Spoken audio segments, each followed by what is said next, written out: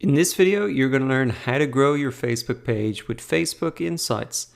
So to access Facebook Insights, you want to click on the Insights tab at the top of your Facebook page once you're logged in.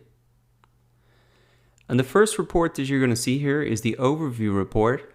And this will give you an overview of some of the key metrics from your Facebook page over the last 7 days by default. Now, if you do want to change the time frame, you can select today, yesterday, the last 7 days, or the last 28 days.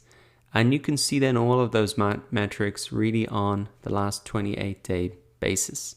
If you want to go beyond 28 days, you also have the option there to export the data.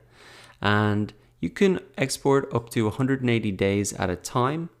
So you can select maybe this quarter or this month, set the dates, and then export the data if you do want to get that longer term view. Now, while this overview report is great to get a snapshot of your performance of your Facebook page, to get the insights for how to grow, we really want to come into the individual reports in the sidebar here. So let's come into some of these individual reports to see how we can grow our Facebook page. Well, first thing we want to know is, okay, how is our growth rate and how are we doing?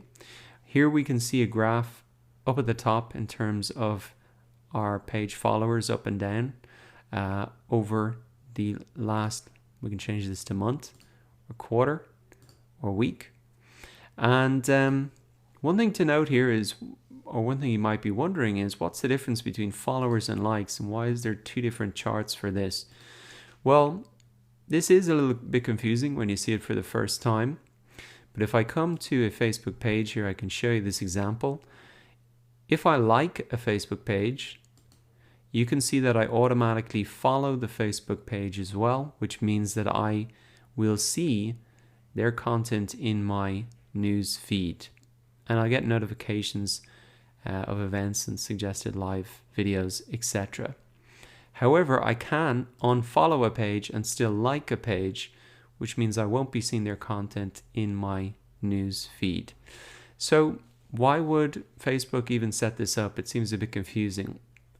I think the key idea is that you could follow a page, but not necessarily like the page.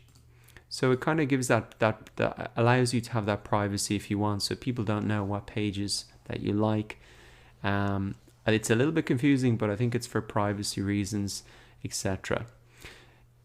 I think in terms of a business, you shouldn't really be too worried about this. The number you should want to be focusing on is actually the followers, because the followers have opted in to see your content in their news feed. And if we look at the numbers here, I actually have more followers, 23,000, than page likes. So more people have opted to see my content in their news feed than actually wanting to publicly share that they've liked the page. So it's only about a 3% difference for me here. So it's not huge and nothing to worry about. But it is a little bit confusing when you see it for the first time, and that's why I just wanted to explain it to you. Bottom line, focus on the followers and really just worry about that. Now, in the followers report here, you can see net followers, because you probably will have some unfollows, and they are shown these red graphs here. So I can see sometimes about 3-5 unfollows per day. And if we actually look at this benchmarking tool here, I can see that on average per day, getting about 3 unfollows, and that's the same as the last period. If we look at organic followers, this period I'm getting about 51 a day, last period about 79, so a little bit down. Paid followers, none, because I haven't done promotions in the last couple of periods. And then net followers in general, we can see 47 per day, and then 75 per day in the last period. So last period was definitely a bigger one for me. I was putting out more content, and that's why I was getting better results there. So that's a handy little tool just to check how you're doing compared to the last period. Now down here we have where your page follows happened, and you can see really on the page it's going to be the vast majority of them here, or you may be seeing the option of it hasn't been categorized, they're not sure where that's coming from. So this report can sometimes be helpful, but not always so helpful. Okay, now moving on down to the reach report. This is really where it starts to get interesting, and we can see how many people are actually seeing our posts on a daily basis. So this will depend when you post. You can see it really spikes when I've posted out here.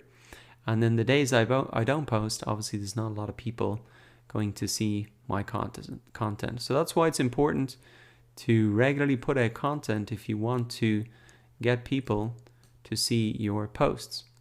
Now coming down, we can see reactions, comments, shares, and once again we can see those average on a daily basis, and they'll probably pretty closely coincide with the posts up there. Now reactions, okay, we've got some unlikes, but really the key thing to note is your traffic is going to spike once you put out posts. Now let's come down to the actual actions on page. Now this is pretty interesting because actions on page are going to be when people click on this button here, or say if you've got a phone number as a local business that they click through there, or even click through to your website link. So you can see website clicks, phone number clicks, action button clicks, get directions clicks. These are the total actions on page, and it'll depend on your type of business what you really want. So I can see who clicked the action button, which is the key thing that I want them to do on my page. And obviously there's no directions because it's an online business, no phone numbers. So it is good to come in here and see how effective that button underneath your cover image is and how many people are actually clicking on it. And you'll see that in the actions on page report. Coming down to the posts report, this is probably one of the most interesting places to spend a bit of time. And a key thing to look at is when are your fans online? And you can see here that in this graph, there's definitely a peak on Friday. Thursday, Friday, biggest days. Sunday, Monday, Tuesday, less so. And although it is pretty consistent, at about 4 o'clock on Thursdays and Fridays would be a very good time for me to maybe start a competition or something like that when the maximum amount of people is. And then for the other days of the week, really around 4 o'clock is when most of my audience are online. So that's really a good indicator of when I should be setting my posting schedule. Now coming down in terms of the post types, we can have a look at them here. This really shows us all the reach for each post, the engagement on each post, and a quick summary of what the posts look like. So even scanning down here, I can see that if I click into this, that could I create more posts like this that got a larger reach and engagement. And so what you should really be doing is having a look at these posts that had a much bigger than normal reach and engagement. So I can see the reach, the bigger the graph is, the bar here is, and bigger here. You really want to be making more posts like this. So here I actually shared a resource, a list of FAQs that was helpful to people. And I just said, thumbs up if you like, and even feel free to tag friends, which I think some people did, they share it. So this was a good post because it was a helpful resource and people wanted to share it with their friends then. So it's always good to remind people to actually like a post or tag their friends, and that'll help you get increased engagement. So looking down a little bit more, again, just have a look at those top posts that you've made. Again, I said feel free to tag friends and thumbs up if you like. You can see there's been 6 shares. And so that's how you get more people to really see your posts, by giving little instructions like that and sharing helpful things with them. So the key thing to do on this posts page here is to come in, have a look at the time that you should really be posting and the days, and then have a look at those posts that have been most successful for you, and even copy that format for future posts in the future. Now coming down, let us have a look at, there are some other reports here like events. Now I haven't set any up, but if you're a local business, that's something and a report you want to be looking at closely. Also, if you're putting a lot of videos on your Facebook page, there's a separate report really showing the number of minutes watched. I don't have a lot on this page, but you can see that they show the minute views over the last time frame, the 28 days, whatever it is, the time frame that you set, last 7 days. And down here is where it gets really interesting as well, the people's report. So this will show you really the demographics of your audience. And this is the interesting thing. You can see it, the demographics by your fans and your followers, and we explain the difference between that.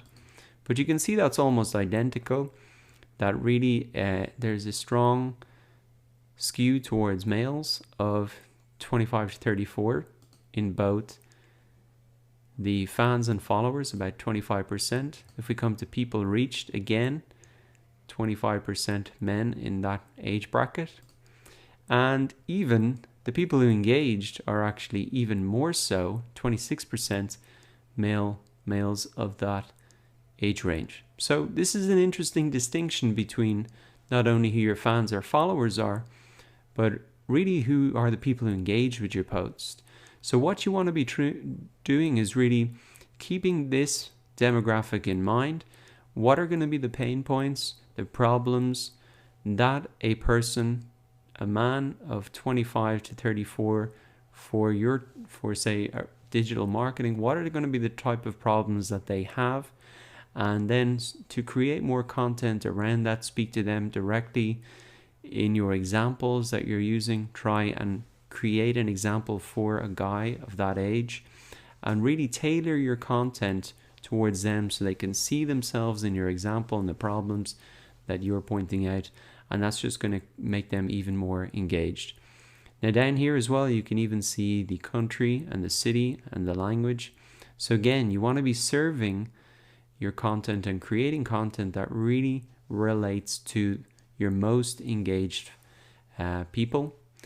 So the US, or maybe even in a city in India, in English, of that age range.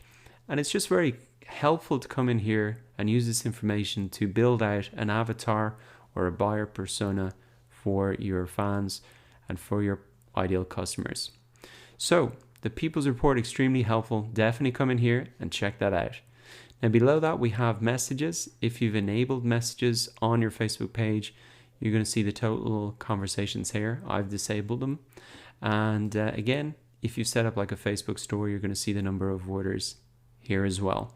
But the key reports that I think everybody's going to want to look at is especially the people report, so you can understand the demographics of your most engaged people, your post types, so you can really understand when your fans are online, the days of the week to post, and the type of content to post. And also then just keep in mind, how you're doing in terms of your followers, because the more followers you have, the more people are going to see your content, which means you're going to be increasing and reaching more people on Facebook and making them aware of your business and getting them to come back to your website. So come into your Facebook Insights now that you know how to analyze these reports and get some insights out of them, and check out these reports for yourself.